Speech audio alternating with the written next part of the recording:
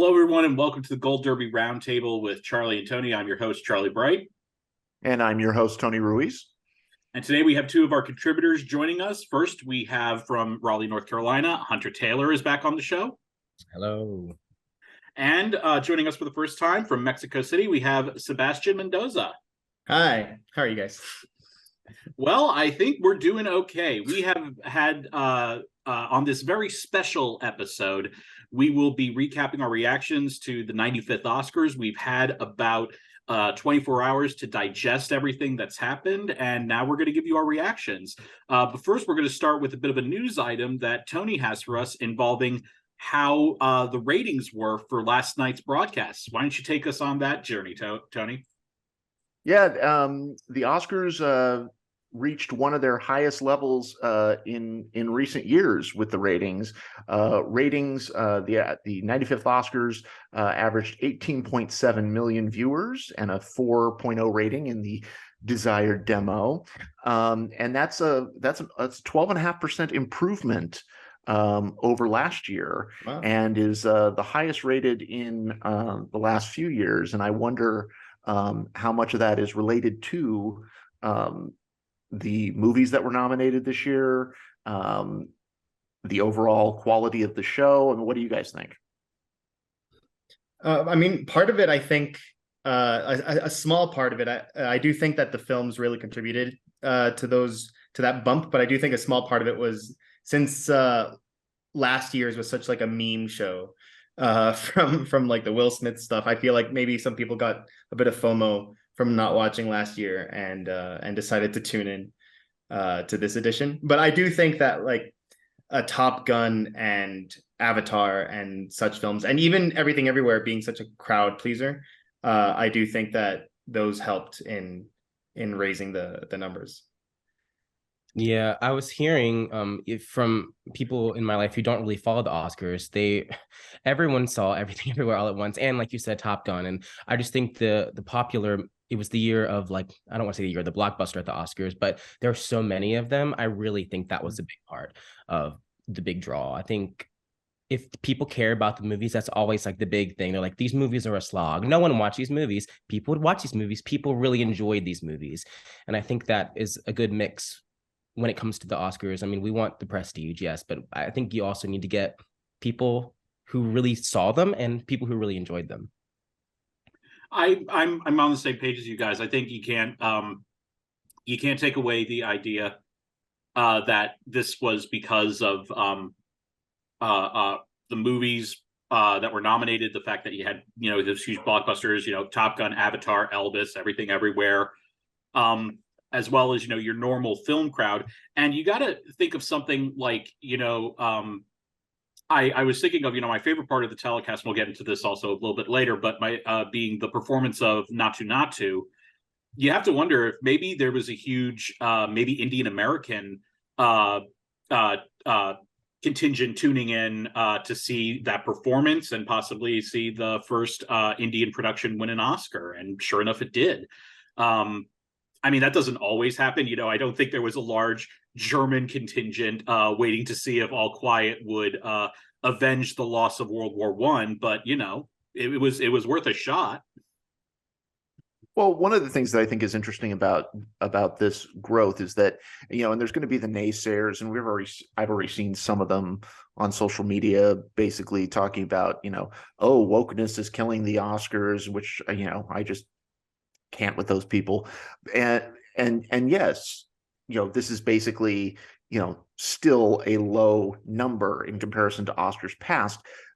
That has nothing to do with the actual awards themselves. Award shows, just by their very nature, have kind of fallen off. But what I find interesting is that it's been 3 consecutive years of growth in the viewership, which is really bucking a trend. I mean, the Grammys got a small bump earlier this year, but the Emmys kind of cratered. The Golden Globes did not do well in the ratings. So I think there's something to be said for, yes, are the numbers probably where they wanted to be? No. Will they ever be that again? No. I don't think we're going to go back to the Titanic year of 55 million people watching the Oscars. That's just not realistic. But the fact that there is growth shows that the death knell for award shows, I think has been rung prematurely. Are those numbers that you shared, are those the worldwide numbers? Right now, it's just US. Okay. Because I was going to say, again, these aren't the final revised numbers. Usually, the way you have to be like a PhD level statistician to try and figure out how they calculate this stuff. But there will be a revised number. Seeing like where people who watch later, the DVR numbers and things like that. Right. Well, I mean, what I was going to say was that I'm sure the Latin American contingent would have been raised this year because from what I understand, around South America, HBO acquired the rights to the Oscars. So that's how I watched them here in Mexico, was through HBO Max. And same, I think, with like Chile and a couple of other countries were watching it through HBO. And I personally think that that's the future for these award shows. You don't know how excited I was, like the day of the Oscars, that I found out that I could just go on to HBO Max and watch this. Like every year having to try and like find like either like a channel here, the channel, like the live broadcast they dub it in Spanish. So I didn't want to watch that. So I would have had to find some sort of stream or something. But yeah, the fact that it was on HBO like made my life so much easier, and I feel like I'd watch a lot more stuff. I think it was my first time ever watching the SAGs fully and not just the highlights this year because it was on YouTube. So personally, I think that that's the way it should be, or that's the way it should be heading. Yeah, I agree. I mean, I'm sorry. Go ahead, Charlie. Oh, no, you go on. I agree because, I mean, so many people have, what do they use the phrase, cut the cord? So not a lot of people have live television anyway.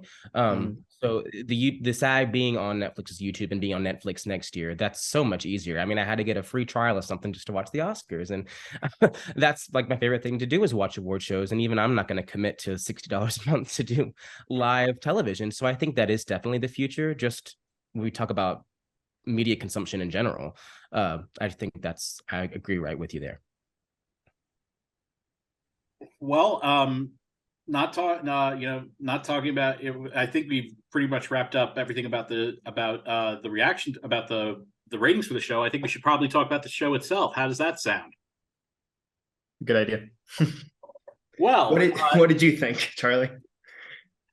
Well, since you asked, I thought it was one of the better shows we've seen in the past 10 years. I think this was a fantastic show. It didn't need to be, I was saying this to you guys earlier, they didn't need to reinvent the wheel. And I like that I've been seeing some of the headlines that I've been seeing online have kind of irked me, where I've seen them say the Oscars were kind of uneventful, but then it says ... And that's fine. And I'm kind of on the same level, it didn't need to be this insane, extravagant thing. They just need to do what they do well. And I think the fact that you had Glenn Weiss and what's the other guy's name? Ricky Kirshner, I think.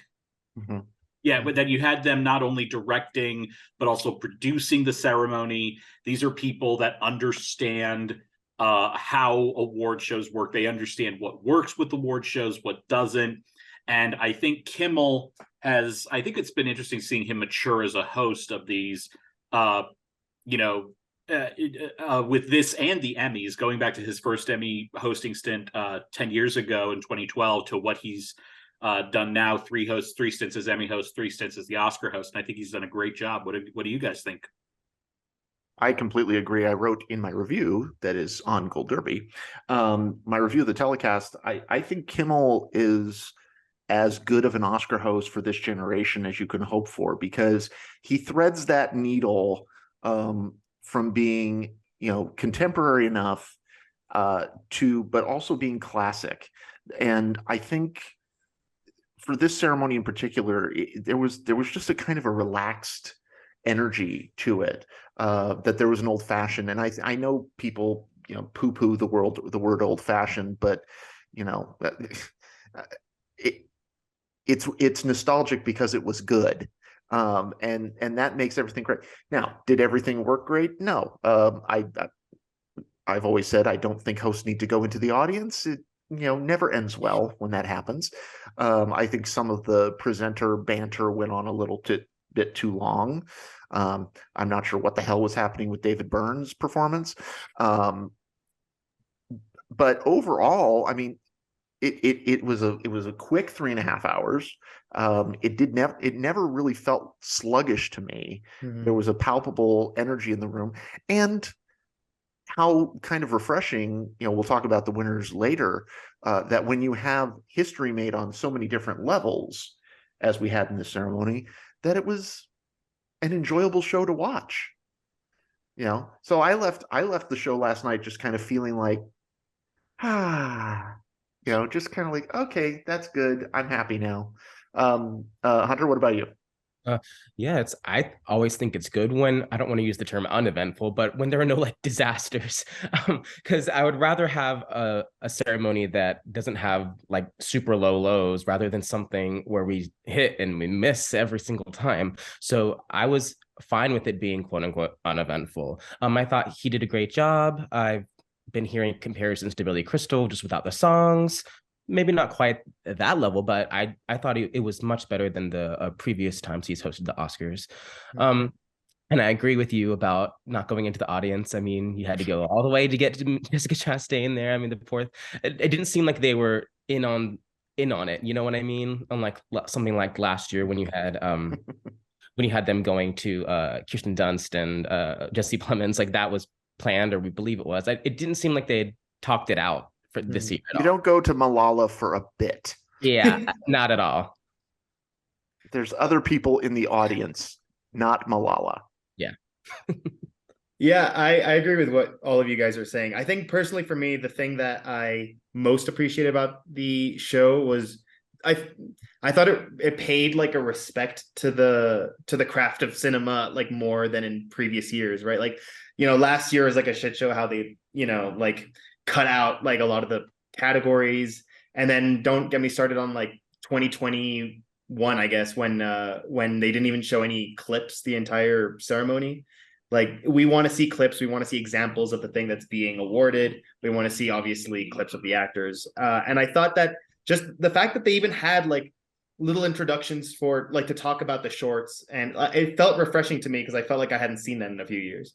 I remember like it reminded me of like when I would watch them in like high school, where like every category was kind of given its due. So I appreciated that. Yeah, I want to just really quickly talk about the clips, because one of my favorite parts of the show was the way that they did the clips. Is that each clip almost felt like a little mini montage. It wasn't just one scene. It was one scene, voiced over other moments. Yeah, which I thought showed a lot of, you could see more than just one section of a performance. I thought the way they did the clips was wonderfully done. Mm-hmm. Yeah, this is the best. This is the best I've seen them done since. I really liked what they did in 2019 or I guess 2020 technically, with where they showed the compilation, like a minute compilation of all the performances from the category, and then just said, "Here are the nominees." But this also worked really well, and I felt like it really just, as like what they did in 2020, it gave more. What's the word I'm looking for? You'd think I would know this since I write for this damn website. But it gave it a more well-rounded and more and it gave more depth to these performances, especially like, because the thing that I think is the most infuriating thing with clips is when you get the same clip over and over and over again for a specific performance, and this just gave a nice, and this just made these performances that we've all already seen, but gave them that richer feeling, and I really enjoyed that. Yeah, totally agree. I mean, I guess the only way that didn't work was with Judd Hirsch, because he's only in like 30 seconds of the movie. I still thought they did a good job with it. You know, it's still like, and I just love like art, family, they tear you apart. I love that. Well, Yeah. and I think one of the interesting things for me was is that I thought the choice of the clips was so well done. Not just the presentation of it, but because you weren't necessarily seeing the same one over and over again. I thought that you know, what I thought was really interesting was Jamie Lee Curtis's kind of clip, because you know, in the context of the film, I don't think that maybe that scene has the same power. But when you cut the Deirdre stuff with the other aspects of the film, and then I thought that just landed perfectly. I thought, so. And people are going on about her on Twitter, and we'll touch on that later. Did you guys have any particular favorite jokes that Kimmel had during either the monologue or throughout the ceremony? I loved the calling Steven Spielberg and Seth Rogen the Joe and Hunter Biden of Hollywood. I thought that was just amazing. I thought that was so perfect. That was wonderful. That was wonderful. And by the way, I do have to call Steven Spielberg out on something. I'm sorry. I do not believe him when he says he's never smoked weed. He was a filmmaker in his 20s, in the 70s. He's at least gotten a contact high. At the very least. I really liked just when he was listing off everybody who they would have to like cross paths with in order to get to the stage, with like Michelle Yeoh and ending with "I'll beat the Lydia Tarr out." I just was like, that's great. I was like, please mention Kate just in some way, and I thought that was wonderful.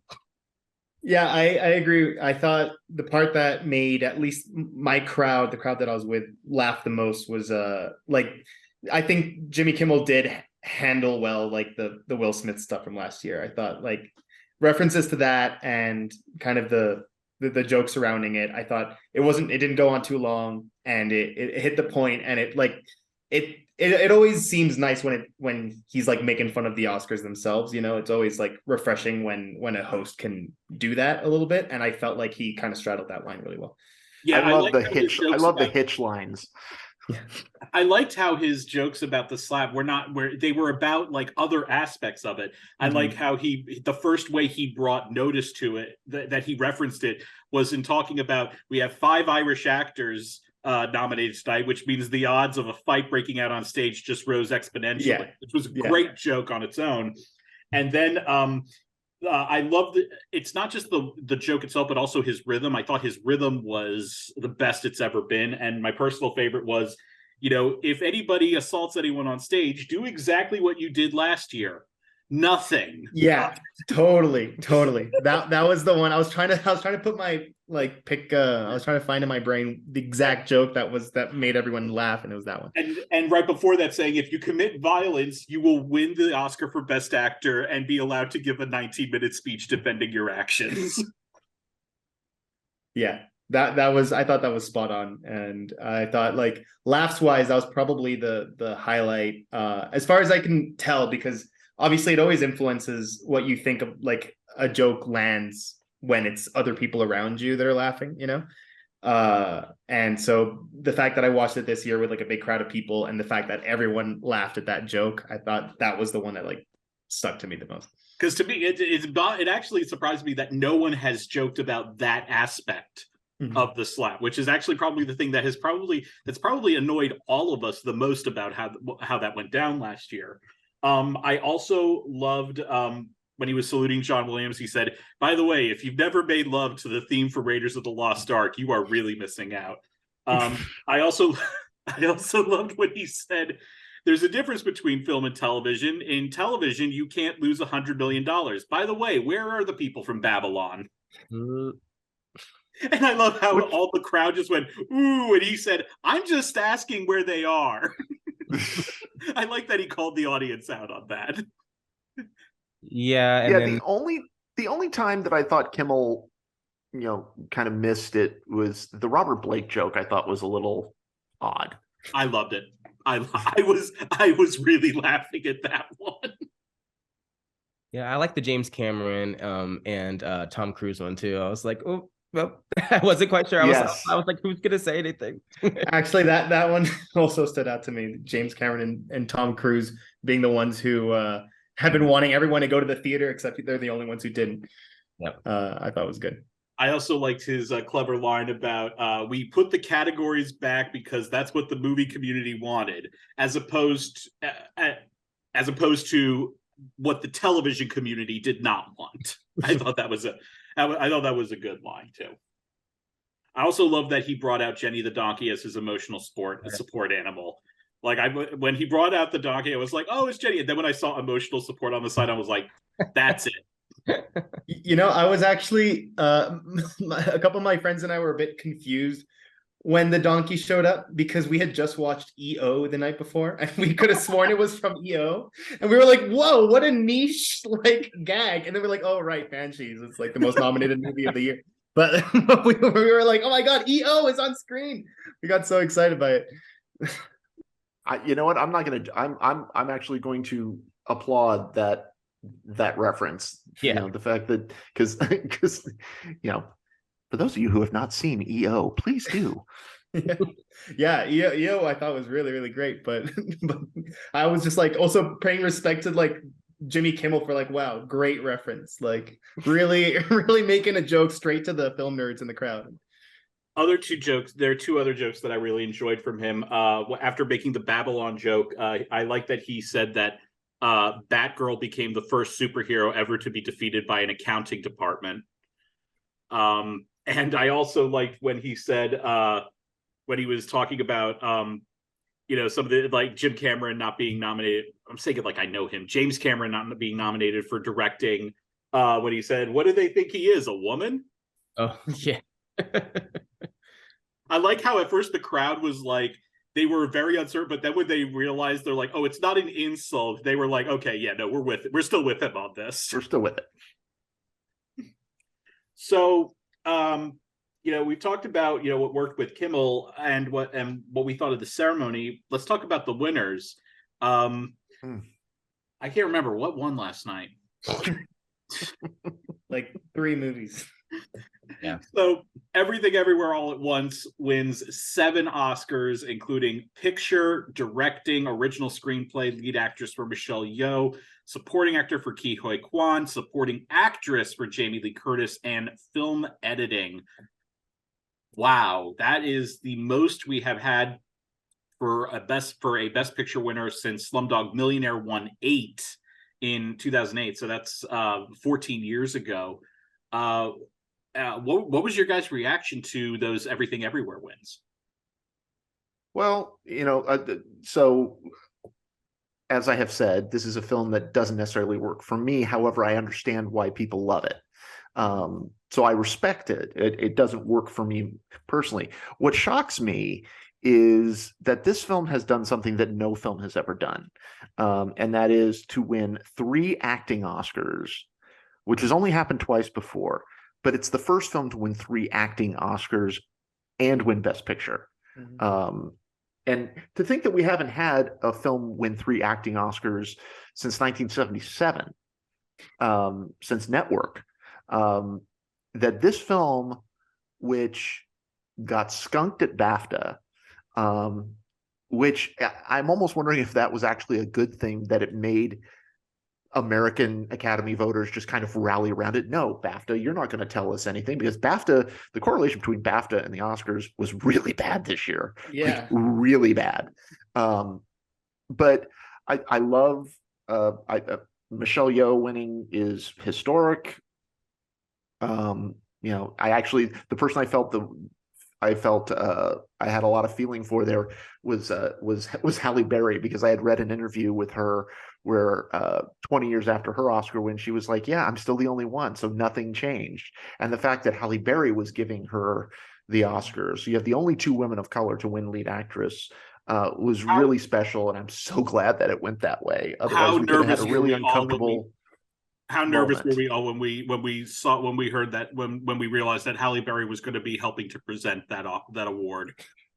Yeah, it had the makings of of the pandemic year with Anthony Hopkins, and I was like, but I'm glad it worked out, and I had switched from Kate to Michelle literally that day, because I was like, I was kind of just sticking to my guns, but then I was like, are you kidding? She's gonna win. Michelle's gonna win. So I love that she won, and now I'm excited for the Wicked movie trailer. Academy Award winner Michelle Yeoh as Madame Morrible. Just ready for that to happen. But also the Jamie Lee Curtis win and her speech. I know some people are talking online, but I was really excited to see her win. I was sad for Angela Bassett, but if it's Jamie Lee Curtis, I mean, what can you say? You know. I wonder how many people are going to have some sort of Halloween costumes of just Angela Bassett just death staring. Yeah, and here, I'm going to say something controversial. The fact that that was the reaction she had kind of makes me kind of feel a lot happier about Jamie Lee winning. Because I'm sorry, Angela, as much as I love you, please don't at me, but you were not guaranteed to win that Oscar. This was the category that was keeping us all in suspense. This was a category that was keeping, you knew it was going to go one of probably three ways. And, you don't have to be thrilled, but you're an actor, at least act gracious. And, I was very happy because I predicted Jamie Lee Curtis, and people were, I was feeling all sorts of pressure from all sides to switch to Carrie or to stay with Angela, and I stuck with Jamie Lee Curtis. I wish I had had the same foresight to stick with Brendan Fraser, because I caved on that one and switched to him. But I thought that the winner speeches were great.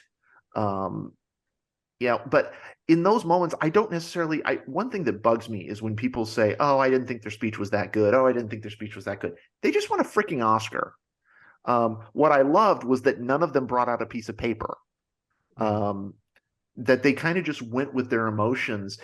That's what I want to see. I want to see genuine feels. And from all four acting winners, you got genuine feels, and not "I'm too cool for this," attitude about, "Oh, look at how great I am. I won an Oscar," and I have no emotion about it whatsoever.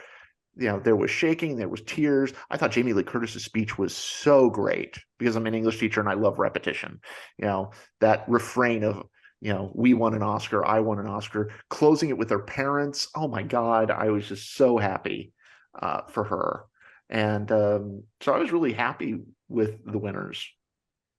And I think the interesting is that I think Ke Huy Quan has shown, especially it's so tough when you are winning repeatedly, and I'm guessing the pressure to have have something different to say every time. I mean, Lord knows we were mocking with love Lady Gaga during her Shallow year with the whole 100 people in the room thing, we were, but it was a repetitive thing, and it was nice. I'm kind of with you on the piece of paper thing. It depends on who's using it, because what was great is that these four acting winners, they handled it brilliantly. But sometimes you see someone just up there and they're just stammering, and you're just like, okay, you could have used a little help on this. Right. And it doesn't necessarily, to me, take away from that, but I understand where you're coming from on that.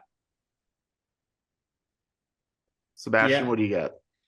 I don't know. I think I guess I just wasn't expecting like a Best Picture sweep, because we just haven't had one in a long time. So I was thinking, you know what, like I did actually stick with Cate Blanchett. I was like, the Oscars, like as much as people want this to happen, I just couldn't get Anthony Hopkins out of my mind. I was like, like sometimes these guys are snobs, and they just really weren't all that snobbish last night, I felt, with their picks. They really rallied behind that movie. And even in places, I thought that was my one complaint with the winners, was that I felt in a lot of instances stuff that I thought was like blatantly, like clearly not the best of that category, but they're kind of doing it because they sort of like the movie a lot. I'm thinking like Jamie Lee Curtis, I thought Stephanie Sue was a stronger performance in that movie. But additionally, there's like other actors in that category that I thought were a bit more deserving. I never thought Angela Bassett was going to happen, not even when she was winning stuff at the Globes, because I just didn't think they would go for Black Panther. But other than that, like for me, the one that stuck out to me was like the animated short, because I just thought that like that was like I thought it was clearly the worst of the five. I don't know if you guys agree. But then I was also sad because Babylon, like it's also a very, very flawed movie, and I know it's not everyone's cup of tea, but like incredible production design, really catchy music that had a lot of people hoping it would win as well. So I thought that was my big takeaway, was just like I felt like, okay, they really liked All Quiet and they really liked Everything Everywhere, and sometimes they just kind of went for it despite those not being like their strongest categories. Yeah, one of the things that the only ones that I got wrong were all the ones where I had predicted Elvis to win. Mm-hmm. Because I had Elvis winning in so many places. I had in 4 different places, and those were the 4 that I missed. Wow.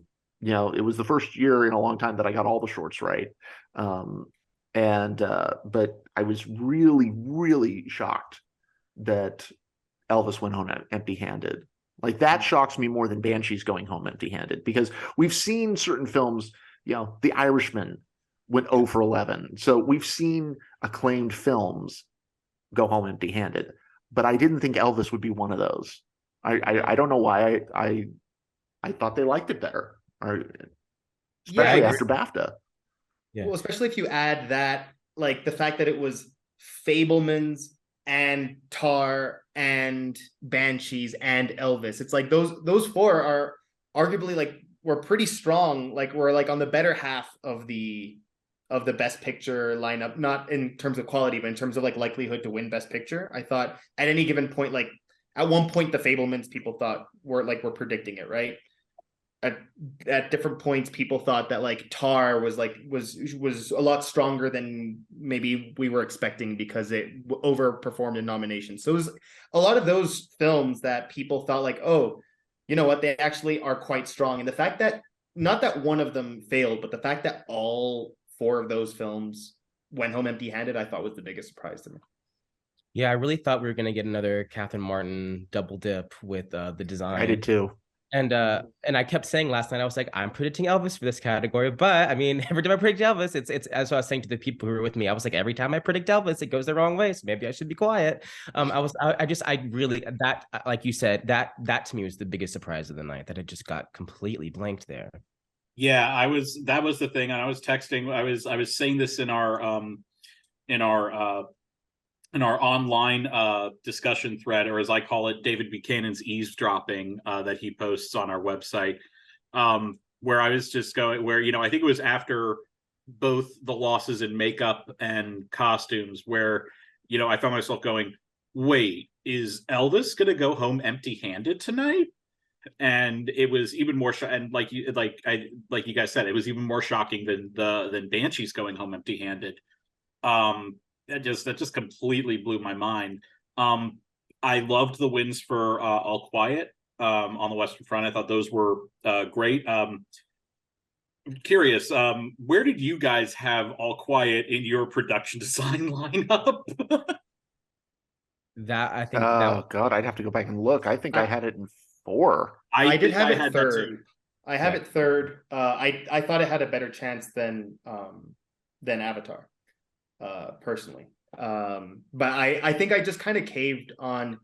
I think Elvis, I just really caved on like the bandwagon, you know, because I personally didn't love Elvis, and so if I'd been making kind of the predictions in a vacuum, I wouldn't have thought like, especially production design. I thought it was like a particularly like strange category for it to be so high on the odds. But I was like, well, you know what? Like if everyone else is like kind of agreeing that that's like the spoiler for production design, if Babylon for some reason loses, then like I buy into it, right?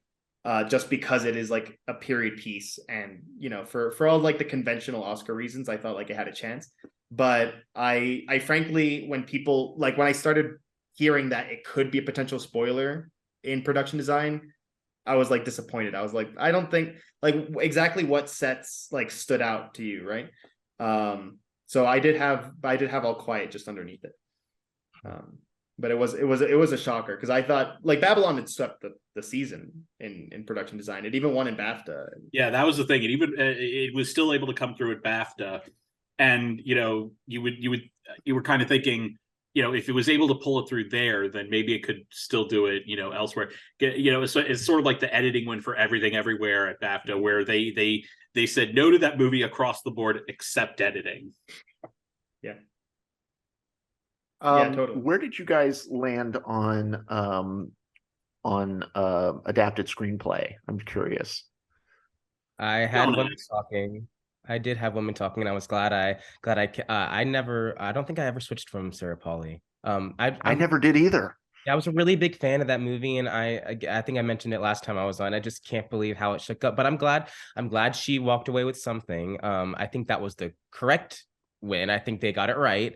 And again, people were just talking about All Quiet. Yes, it was definitely like the stronger movie in the category, but number one, was the script the strongest? Number two, was the adaptation even like the strongest? Because I know a lot of people were griping about how it wasn't necessarily the best adaptation from the source, and I never bought into it. Well, as the high school English teacher here, I'm sorry, that's you, Tony. Yeah, and it's a book that I have taught many, many times, and I am not a stickler for being, particularly when it comes to literary adaptations, I'm not a stickler for, following plot point by plot point, following the book, because you can't do that with certain novels. And All Quiet is one of those novels that needs expansion because so much of it is, limited character point of view from the character of Paul. And I thought that the way that they expanded it was beautifully done.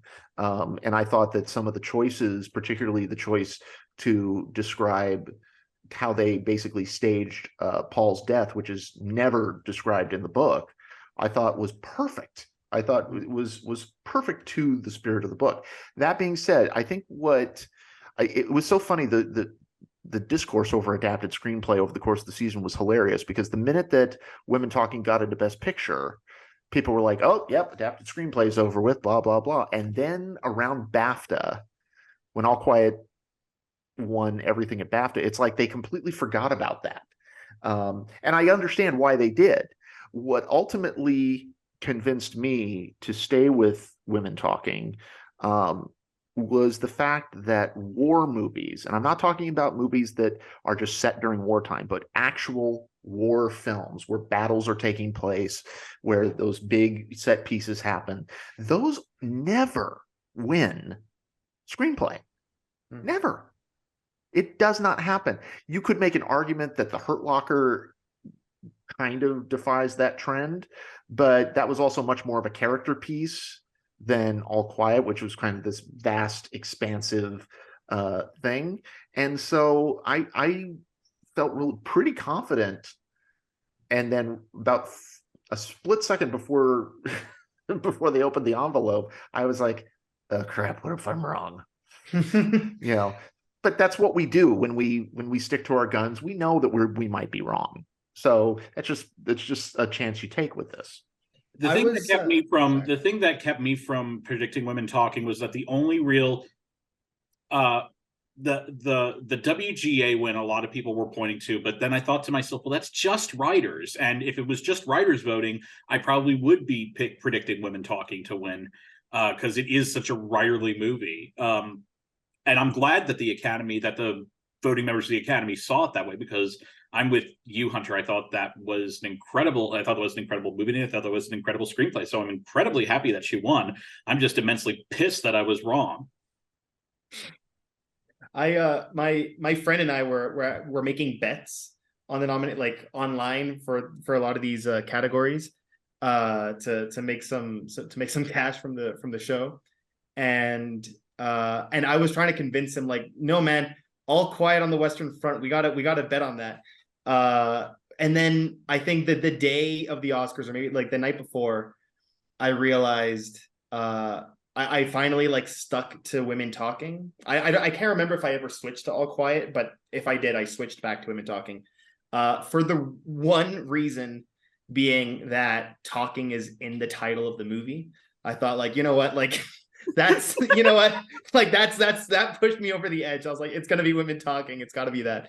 That's like, you know, the reason, you know, what was it? The Sound of Metal, you know, like it was locked for sound, you know. I mean, obviously there were other reasons it was going to win sound anyway, despite the title, like regardless of the title. But yeah, it was a title for me for women talking that I was like, you know what, I feel like there are just enough voters to be like, oh yeah, just talking, like it's got to be the talking movie. So the secret to getting Angela Bassett her Oscar is for the third Black Panther sequel to be titled Black Panther Angela Bassett Forever. Yeah, exactly. Or no, Black Panther, Angela Bassett talking to the sound of Wakanda. Wearing great costumes. Not that so that Ruth Carter needs our help. So that Ruth Carter's 2 can have a third friend with her. That was a great. I found speaking. I want to talk about the speeches also. With some of the other one. I know we covered some of the Everything Everywhere speeches, but I thought Ruth Carter's speech was incredibly moving. Talking about that, I didn't know that she had that her mother had just passed away this past week. 101 years old. Dear, wow, that's incredible. And my first thing is I love when she got up on stage. First thing she says was, "Nice to see you again." I just thought that was incredibly charming. And Tyne Daly did that. Tyne Daly did that on one of her Emmy wins. She's like, "Oh, I think it was for Judging Amy." She was like, "Oh, how lovely to see you all again, especially from this vantage point," as only Tyne Daly can do. And also, I got to plug Ruth Carter, graduate of Hampton University down in Hampton Roads area of Virginia. So, you know, power to her on that. I thought my favorite speech of the night was RRR for best song. Oh my God! I just thought was that made my day. I loved it. I was just rooting for that movie. I thought like I didn't care kind of anything else that was going on that whole ceremony. I was just like, as long as like Natu gets the best song and that we get a good performance for it, like it'll make the entire Oscars worthwhile.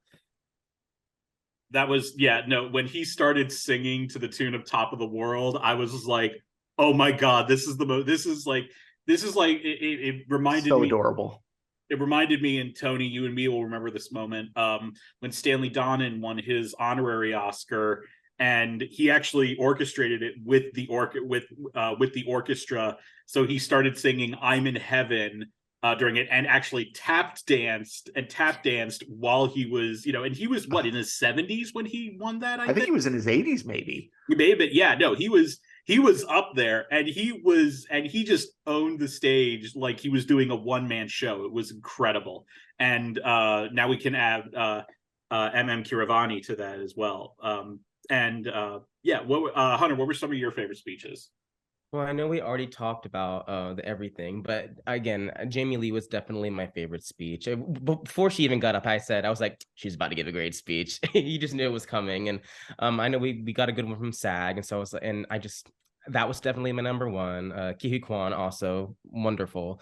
But outside of them, I really liked the international win. I thought that the acknowledgement with everyone else, I really liked that they got their moment as well. And I loved the sparkly ensemble. That was wonderful too. I loved Edward Berger talking about seeing Florian Hofmeister at that brunch. Yeah. And they had worked on, and he was an assistant to him on a film 30 years ago.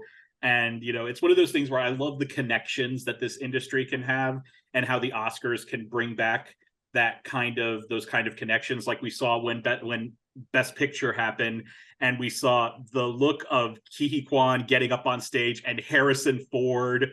Like, it's something when you see Harrison Ford express like in immense emotion, because usually he's just like he's just Harrison Ford all the time, and that's usually great. He's always just like, and here are the nominees for Best Picture, but the look on his face when Key got up on stage when everybody was making their way up there was like just pure ecstatic, and I absolutely loved that moment. I want to just point out a couple of moments that I just thought were delightful. An Irish Goodbye winning what live action short, and James Martin, who is just so good in that movie. And getting serenaded for his birthday. I thought that was such a class act by Tom and Ross, the filmmakers. I thought that was so great of them to yield their time for that to happen so that James could have that experience. And I also thought the speech for Navalny, to have Alexei Navalny's family on that stage, his wife and his two children holding the Oscars, because if you've seen that film, you know that this is not just about him. I'm so thrilled that film won. It was my favorite doc of the year. It was a complete surprise to me how beautiful that film was, and I thought that that was just a great moment. I'll say I also loved. I just noticed this watching the reaction, because I never appreciate the split screen reactions in the moment. I always have to go back and watch those. And I noticed that at both SAG and at the Oscars, when Jamie Lee Curtis's name was announced, if you look at her, she yells out, "Shut up!" every time she wins. And it's just like, because I just found that incredibly charming. No, there weren't really any duds. I mean, I'm trying to think of dud speeches. I can't think of any from last night. No, I think they all worked. I think they all. No, I really do think they all worked. Do you guys have anything else on the speeches of the evening? No, I agree. Now that Tony mentions it, that like the Navalny one, I thought was really special. Having just seen that movie and seeing like, and just knowing like the injustice that's been done and having the family there, I thought that if anyone hadn't seen that movie before, like they should watch it now, because and it'll show them just how heartbreaking that moment was on that stage. So I'm really glad that won. I also want to talk briefly about the performances that we got. We got 6 performances total. I mean, my personal highlight, obviously, and I'm sure this is going to be echoed from some of you guys, it was the Naatu Naatu performance. It was so incredible. I've heard some people grappling that they didn't have the stars doing it, but honestly, like I don't think you can logically have someone doing that dance and singing at the same time. That just seems like it would be incredibly, it would not work. So I actually loved the way that they did it. I thought it was just it was great. Right before my mom was texting me during the ceremony, mainly to comment on the gowns that she thought were atrocious.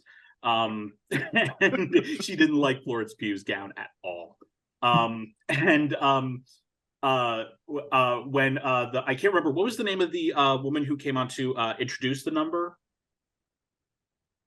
What was her name? I can't remember her name, because I don't remember who it was. Well, someone look it up and embarrass me in just a couple seconds. When she came on to introduce the number, I texted my mom and I said, "Get ready, you're about to see something insane." And at like 2.5 minutes later, I get this text message back from her going, "Oh my God, that was incredible. Where can I watch this?" Oh, wow.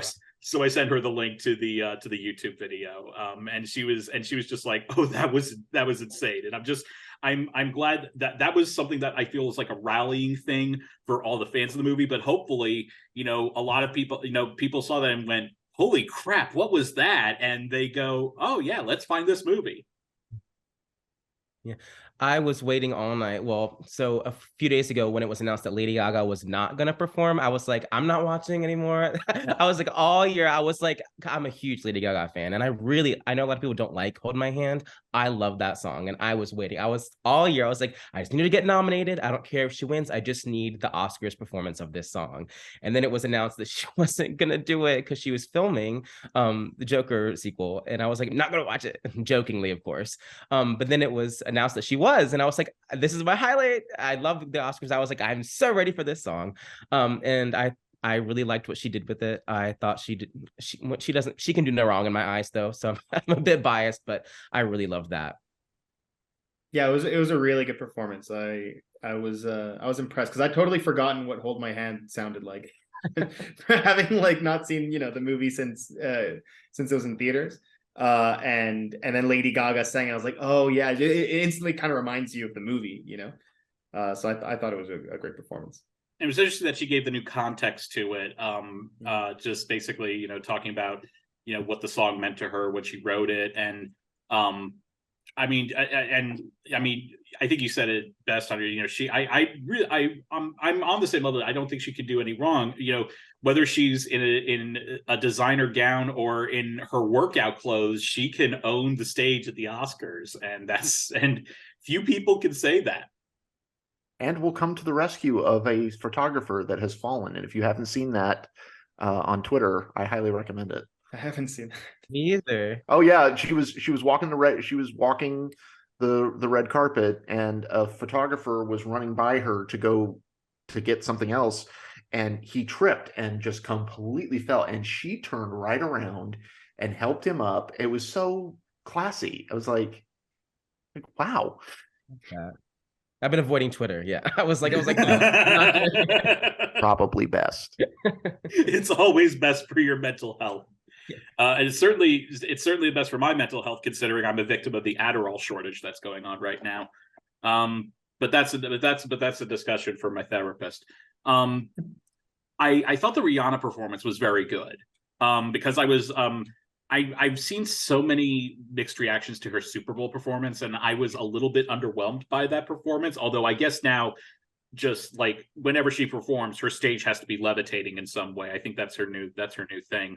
But I thought her performance was fantastic of Lift Me Up. What do you guys think?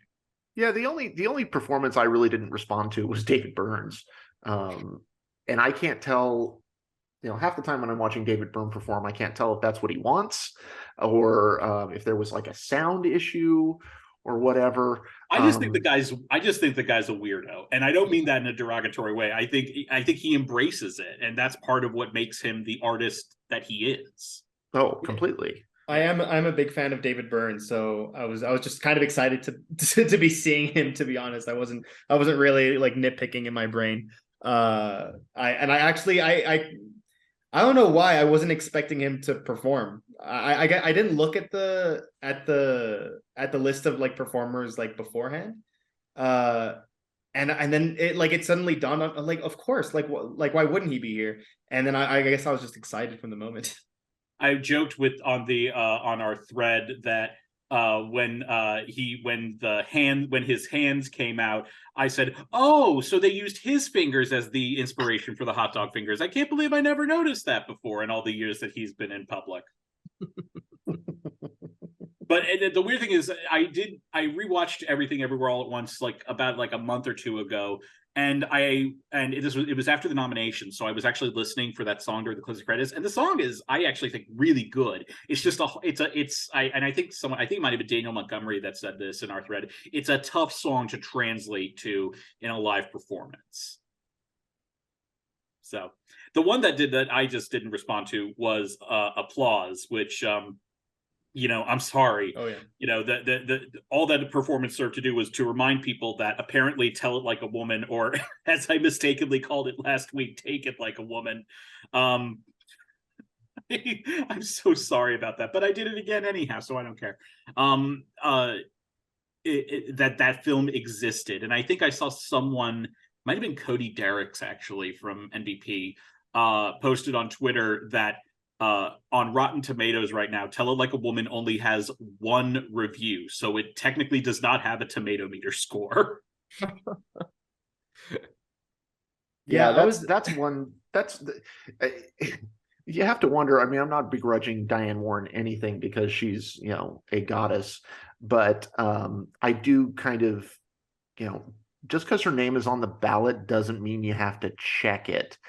You know, we're slowly starting to get into Ellen Burstyn and Mrs. Harris or territory here. Just because her name's there doesn't mean you check it, because it doesn't. And especially since the song I thought was kind of forgettable. I mean, I was like, It felt It was that performance felt so forced too. Like, you know, like her, like the I can't remember the name of the singer going 14-time Academy Award nominee Diane Warren. It's like, we know who she is, okay?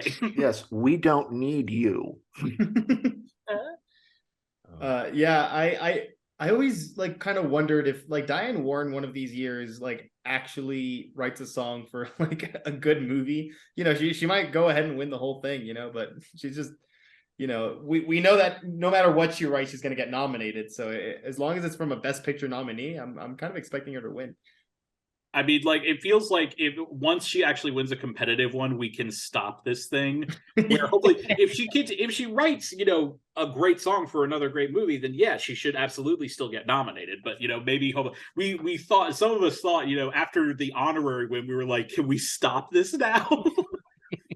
I'm curious, do you guys have any I don't know how Hunter and Sebastian, how familiar you are with her past nominations, but do you I'll throw this to you guys and Tony. Is there one of her past nominations that you think she should have won for?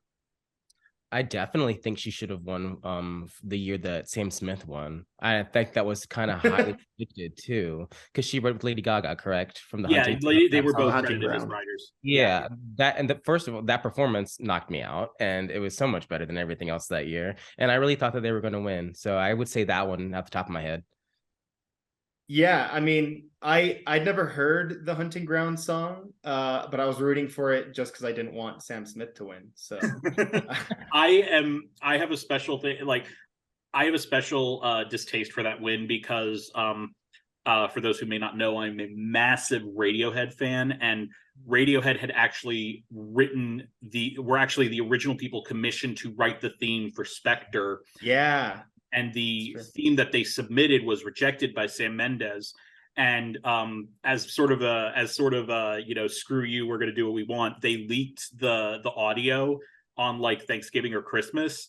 And when I heard it, I was like, this would have been an amazing Bond. It would have been an amazing Bond theme. And like, it got me thinking of like when I was 14 and I was just getting into the Oscars, and I was thinking, oh, wouldn't it be cool if Radiohead won one day? And then they and I'm just thinking to myself, if they had stuck with this, they could have won. But also, like, when you also listen to those songs, you know, I mean, Till It Happens to You is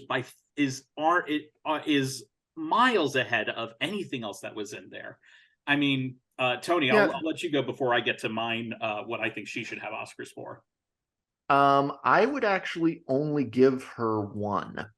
I agree with the Hunting Ground. It would have been a good one too. But of all of her nominations, the only one I would have given her is Because You Love Me, from Up Close and Personal.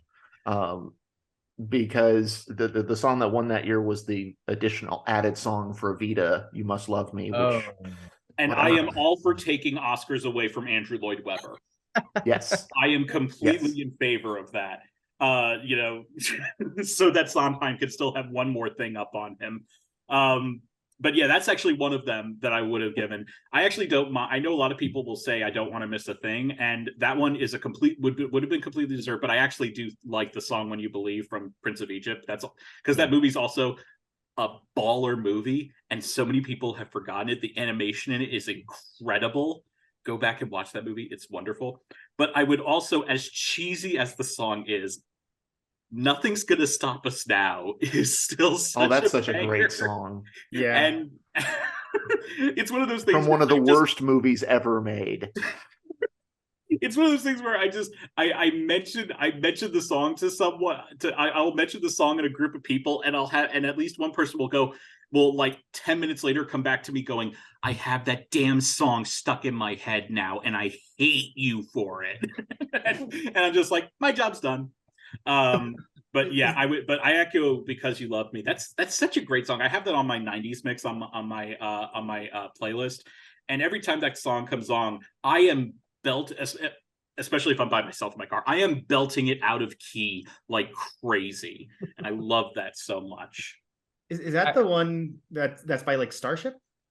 Nothing's Gonna Stop Us Now is the Starship one. Yeah. Huge fan of that song. I never knew that Diane Warren had written it, actually. Yeah, that was her first nomination. That was her first nomination.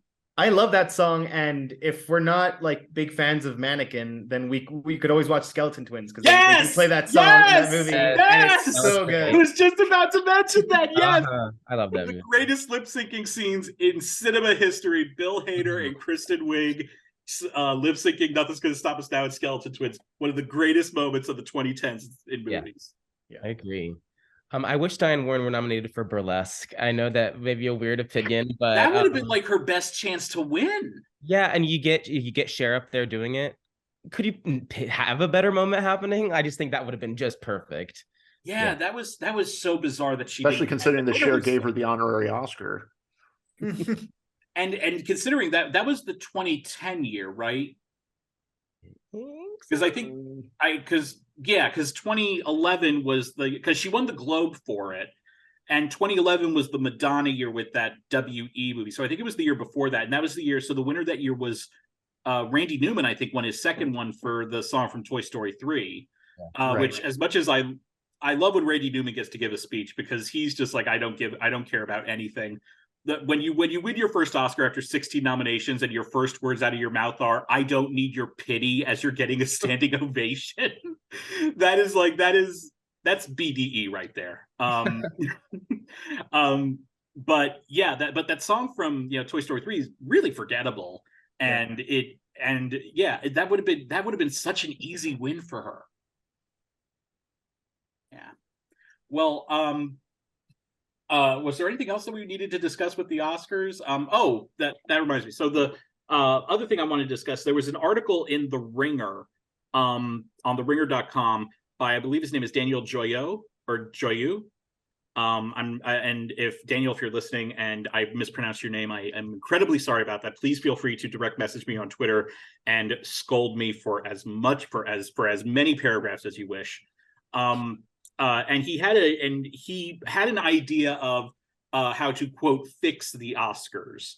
And he had a very interesting approach to it. His approach was to really make it like the Super Bowl, make it start it, or the main thing would be to start it earlier and then have it in segments where you have your first 2 hours started at 5:30. Your first 2 hours are mostly tech awards.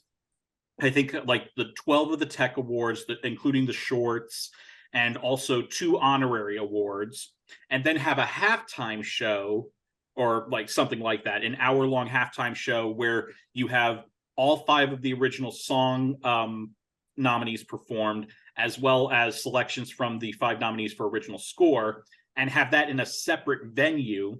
I think he suggested something like the Hollywood Bowl, which would be like, come on, can you imagine like getting tickets to an Oscar viewing party at the Hollywood Bowl? That'd be incredible. And then for the last 2 hours, have original score, original song, and then your above the line categories, as well as 2 other honorary awards. And I just wanted to open it up to you guys. What do you think about that? What do you think of the pluses and minuses of that? And what are your ideas? It feels weird to do that because we had a very positive reaction to this year's Oscars. But do you have any ideas about what could be done to possibly improve, not fix them, but improve the quality of the ceremony? It's funny. I looked at this and there's so much about it that makes sense, except for one little thing. Like, I need the day to be longer. How much it starts longer? earlier than it ends earlier.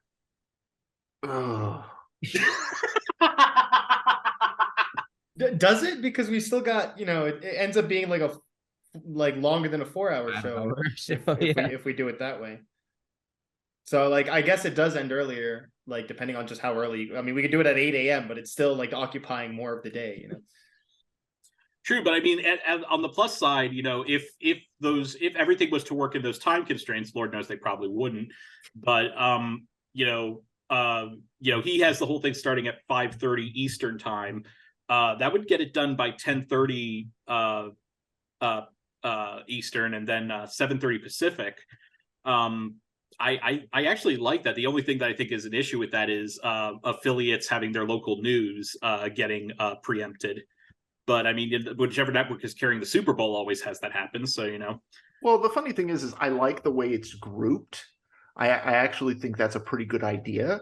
What I don't like is you just made a 3.5-hour show a 5-hour show, because there's no breaks between each segment. It like goes right into the next thing.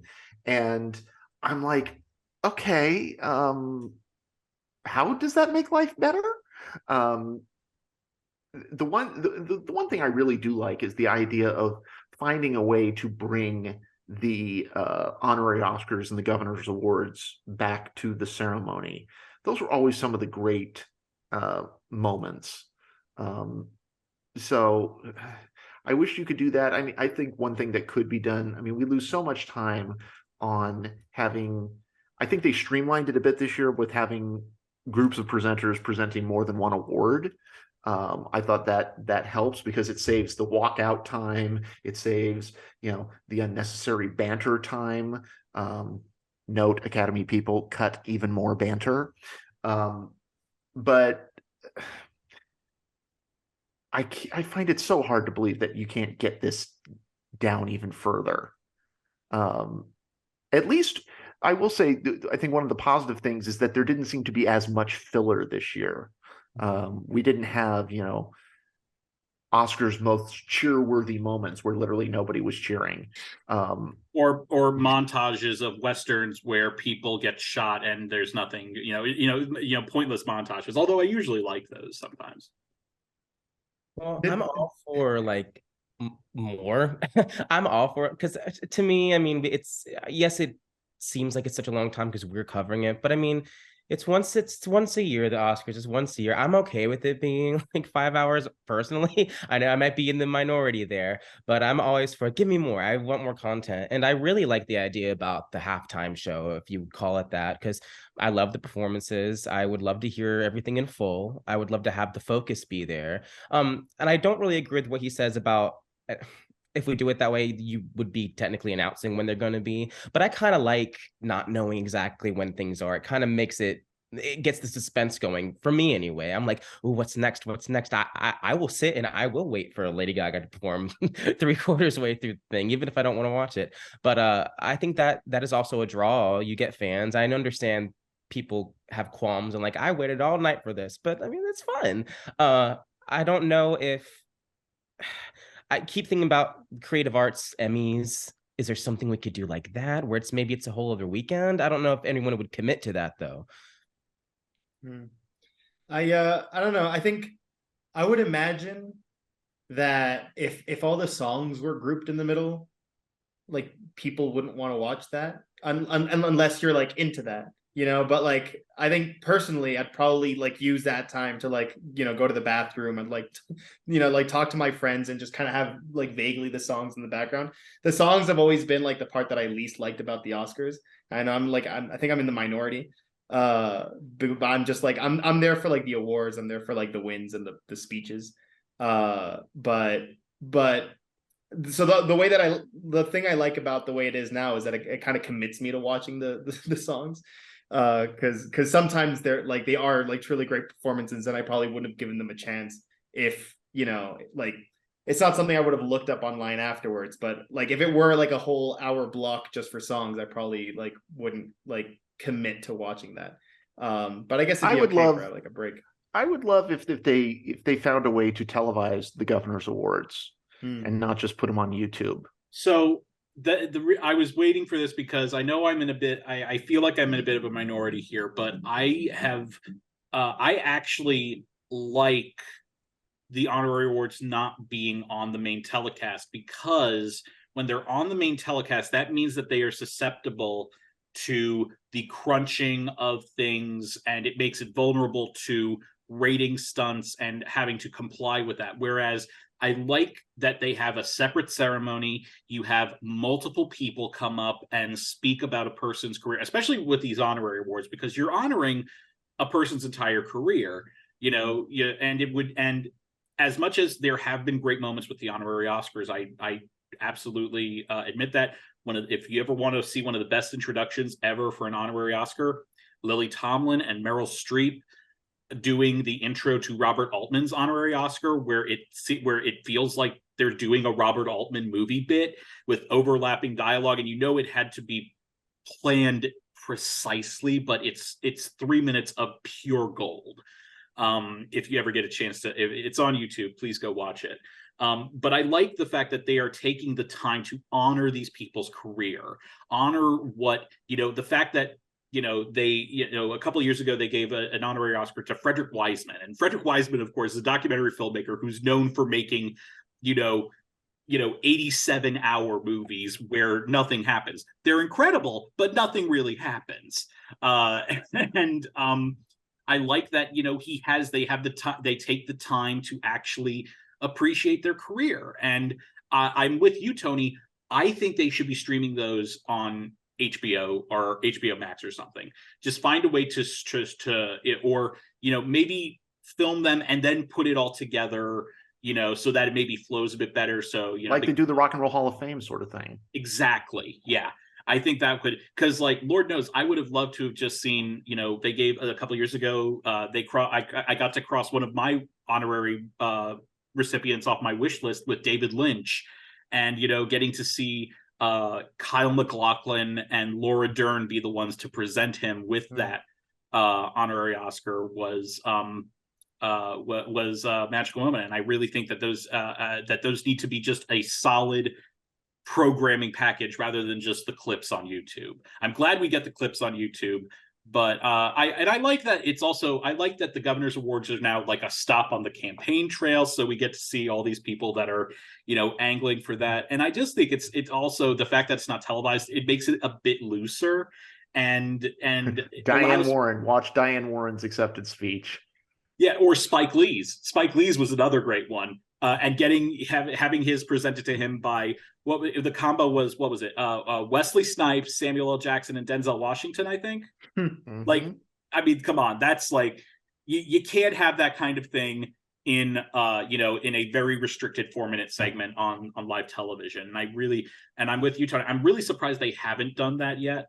But that's something I would I like that they have their own thing and that they get the time to actually appreciate the work of these incredible people. I was really happy that I know that these were presented a couple months ago, but I loved this year's crop of people. I loved that the Herschel Humanitarian Award went to Michael J. Fox. I thought that was an amazing, wonderful thing.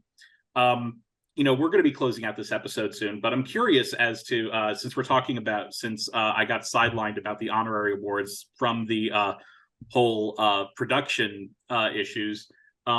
Curious, who do you guys think should be at the top of the list for next round of honorary awards? Oh my God. That's a tough one. I actually have a list on my phone because I'm that dirty. It may be a little bit of a, I don't want to say nail in the coffin of she'll never win, but playing close. I don't know. I mean, she has the career that's worthy of it. Yeah. I'll list some of mine. I won't start naming some. Oh yeah, then I'll see if some come to me. So, one that I've always been championing. I think John Waters deserves an honorary Oscar. Totally. Just for being, being part of that generation, that fearless generation that said, I don't have to go to film school. I'm just going to get my friends together, take a handheld camera, and just film crazy shit and see what happens. And I think that would be incredible. He's also just such a cultural figure that I think, and he's been such a champion for independent film over the years. And I would love it if David Lynch were to be the one who presented it, because when Lynch was trying to get people to see Eraserhead, somehow it made its way into John Waters' viewing in 77, 78. And he mentioned in several interviews that I'd seen this movie and it was crazy. And that's when the midnight screenings of Eraserhead started. I think Werner Herzog is overdue, and he would be a very worthy recipient. Martin Sheen, I think, would be an incredible recipient. David Cronenberg, Sigourney Weaver, Mike Leigh I'm surprised his name hasn't been floated since he is 80, and he is someone who is a regular Oscar perennial nominee. Another person that's a bit more specific, but Yun Woo Ping. You may not recognize the name, but he is a director, but before he was director, he was a fight choreographer. And amongst his more well-known projects were all the Matrix films, Crouching Tiger, Hidden Dragon. He's done Stephen Chow's movies like Shaolin Soccer and Kung Fu Hustle. An incredible fight choreographer, just for the Matrix films and Crouching Tiger alone. I think he would be an incredible recipient. One other one that I would point out is I think for the Herschel Award, I would love to see Gary Sinise win that. He's done a lot of amazing work for veterans charities over the years, and I think that would be a wonderful acknowledgement of the work that he's done there. And I'd also throw out for an honorary Isabelle Huppert. Yeah, I would love that. I was thinking Catherine Deneuve. That'd be another great one. Although I'd be kind of afraid of what she would say. That's part of the fun. That's very true, especially if it's an open bar. I think at some point, I think we'll see people like Paul Thomas Anderson. I would love to for the Herschel. I'd love to see Dolly Parton get a Herschel. That would be a great one. She's done such amazing stuff for children's literacy, and we have some COVID vaccines because of her.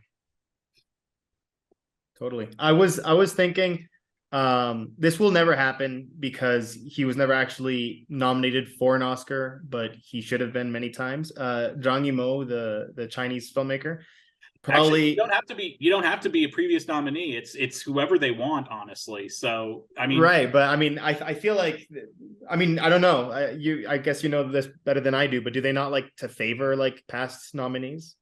It depends, really. It really depends. It can be either way. I don't know if Frederick Wiseman had ever been nominated before he received his honorary Oscar. Donald Sutherland had never been nominated. Yeah, Donald Sutherland had never been nominated. That's true. Wes Studi had never been nominated. Wow. Yeah. Well, anyway, and then in which case I'll stand strong with Zhang Yimou deserves one because he probably kickstarted China's like kind of art house to now like their entire film industry like from the 90s and onward, like, and now he's the biggest filmmaker in the probably like the second, third biggest film industry in the world, if not first. So I do think he's deserving. Yeah, I think he's one that's absolutely. I also think Hu Shaoxin would also be another one that would be very rewarding of that. And one of the things that I think is so promising about this new, more international membership, as these people from around the world and these younger people get on the board of governors after being part of the academy, I really am hopeful that we'll see these kind of things. Totally. I'll add a little parting shot. I would like to give an honorary Oscar to Ashley Graham for dealing with Hugh Grant's BS last night. Oh my God. I haven't even gotten the courage to watch it. I've just been reading the transcript is cringe enough. Let's put it this way. He made a joke about his face looking like a scrotum, but he acted like an asshole. So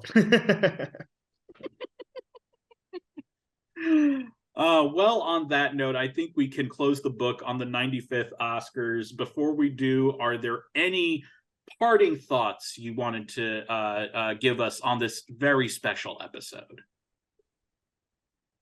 I guess just a congrats to Everything Everywhere. It's a movie that that a few months ago I would have thought like, oh, you know what, that could be like a big spoiler win. That could be one that like really comes in at the last second, like a Parasite style. And it just wasn't that. It was a front runner, like with about butt plugs and dildos and sausage fingers. So I thought that hot dogs. That's right, hot dog fingers. So I do think that they deserve an incredible amount of credit because it's just a movie that's so utterly creative. For it to have actually swept basically award season is a pretty incredible feat. I hope that Irish Goodbyes win prompts a really nice feature film. I think that would be really great. Yeah, I that agree, was among my favorite especially films. on that one. And those two guys are so great that they deserve it. Please keep it up, Oscar producers and writers and directors. Please keep up ceremonies like this. Give us more of this. Give us less of last year, which was a dumpster fire before the slap. And RIP the slap, so we never have to talk about it again. Remember when that was a series on NBC? Yes. With Zachary, was it like Zachary Quinto and had this all-star? Yes. Uma Thurman, yeah. Yeah, that was like I remember they were really pushing it hard. This is a sign that we need to end the damn episode. We're talking about failed NBC shows. We've got Emmy season to talk about that. Yeah, we got all of that. So just a program before we say our goodbyes, I just want to offer a programming note. For the next couple of episodes, we are going to be switching to every other week. And we'll be switching to every other week. Our next episode, we will be talking about the films that my cat is trying to use me as a jungle gym right now. We'll be talking about the films that premiered at Sundance a couple of months ago and South by Southwest, which is currently happening. In case you may not realize that those two festivals have played big into recent Oscars. Coda premiered at Sundance, at the Sundance Film Festival, went on to win Best Picture. I believe it's the first Sundance winner to win Best Picture. And almost a year ago to date, Everything Everywhere All at Once premiered at South by Southwest. And we'll probably be having on some fun guests from outside of the Gold Derby realm, since I don't know if any of the Gold Derby staff actually went to either of the festivals.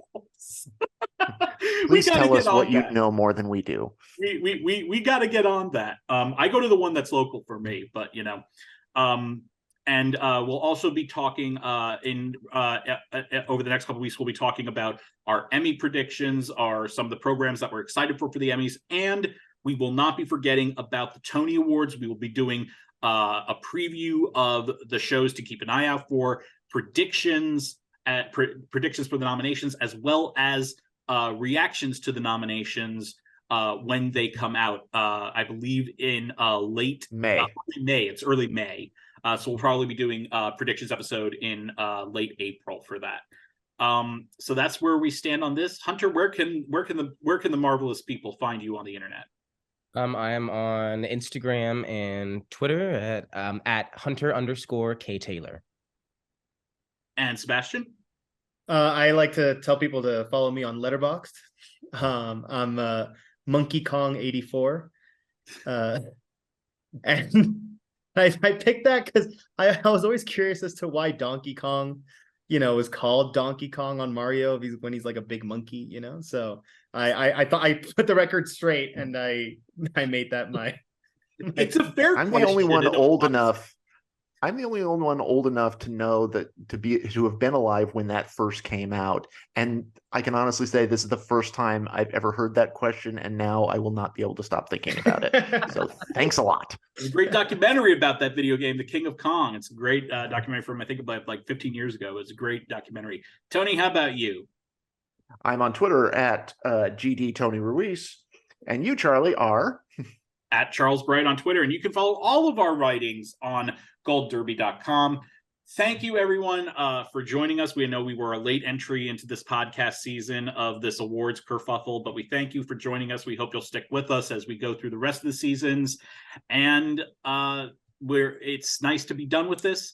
We thank you all for joining us. Take care, and we'll see you next time.